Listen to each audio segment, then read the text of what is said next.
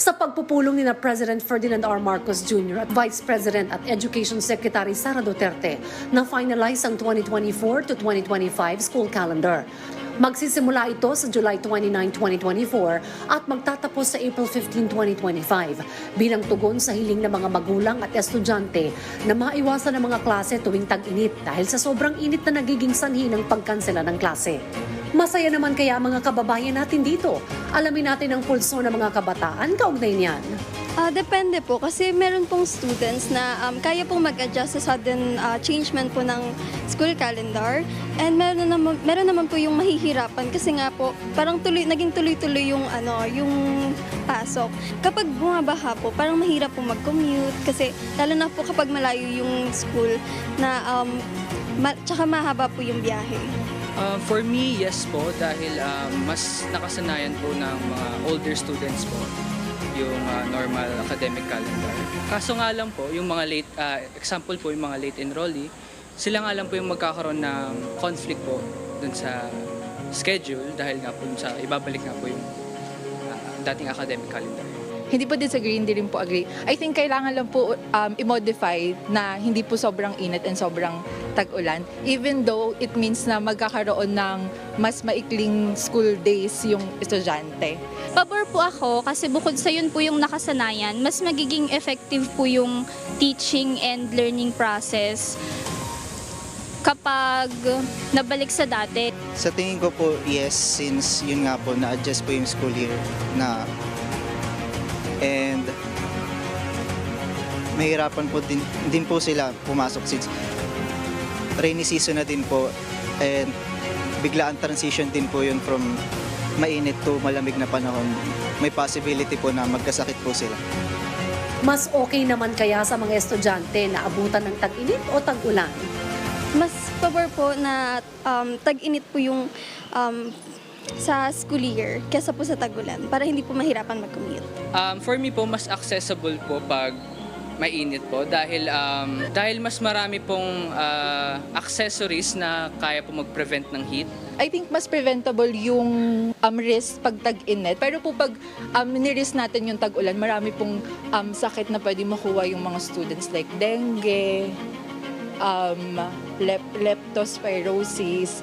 Kahit parang tag-ulan siya, meron namang signal warning kung may pasok o wala. Bale parang safe naman yung mga student. Kita naman po ngayon na dahil sa pagtaas ng heat index habang may klase yung mga estudyante, lagi po silang walang pasok.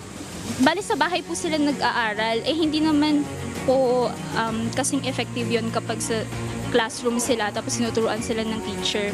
Sa tingin ko po, pakinggan po nila yung mga nire-raise na concerns ng mga parents and also mga students, lalo na sila po yung naghihirap na pumasok sa kanilang paral.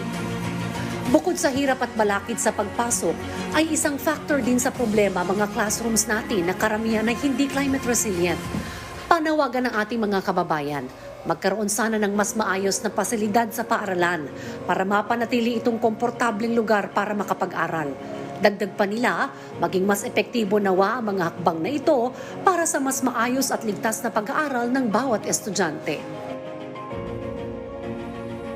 Ayun na nga mga kababayan, kung maaalala, nabago yung ating traditional school calendar dahil dumaan po sa atin itong pandemya at kinailangang i-adjust. Pero sa ngayon po, pinag-aralin niya ng Department of Education sa pangunguna ni Vice President Sara Duterte at yan naman ay pinayagan ng ating Pangulo sa kanilang pagpupulong.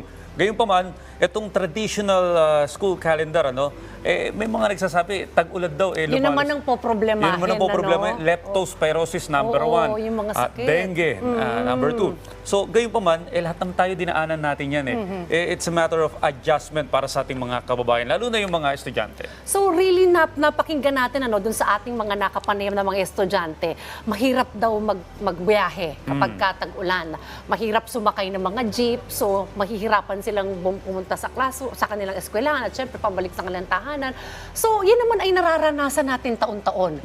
So, really, we have to think of long-term solutions, sustainable solution, papaano magiging climate resilient ang ating pong mga paaralan at mga silid-aralan. So, isipin natin papaano ba mas magiging komportable ang pagpasok sa eskwelahan ng mga estudyante ngayong ito naman ang kakaharapin natin itong panahon ng tag-ulan. Siyempre, ayusin na natin yung mga infrastructure natin, yung mga lansangan, mga flood management system. Siguro kapag katag-ulan, maglagay rin tayo ng mga transportation assistance para hindi mahirapang magbiyahe yung ating pong mga estudyante. So, ito naman po ay taon-taon na rin nating nararanasan. So, maaari po natin yang paghandaan. Well, maganda yung sinabi ng estudyante kanina na meron namang storm warning signal mula sa gobyerno, no?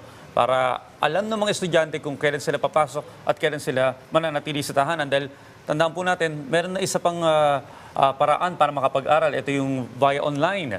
So, adjustment lamang po mga kababayan. Pero kasi nung bata tayo, hindi pa naman 42 degrees Celsius yung nararanasang climate change init. na kasi talaga ngayon. Nagbabago po ang panahon, talaga namang peligroso rin kung babiyahe at mananatili sa isang mainit na lugar, yung mga guro na minsan may edad na rin, ano?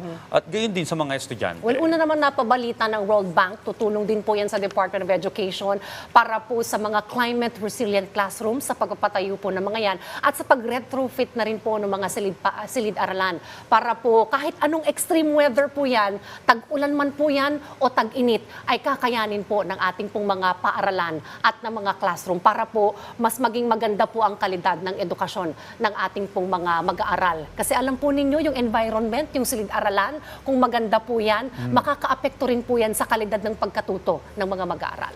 Patuloy po maghahanap ng solusyon ng ating pamahalaan para maging komportable yung ating mga mag-aaral.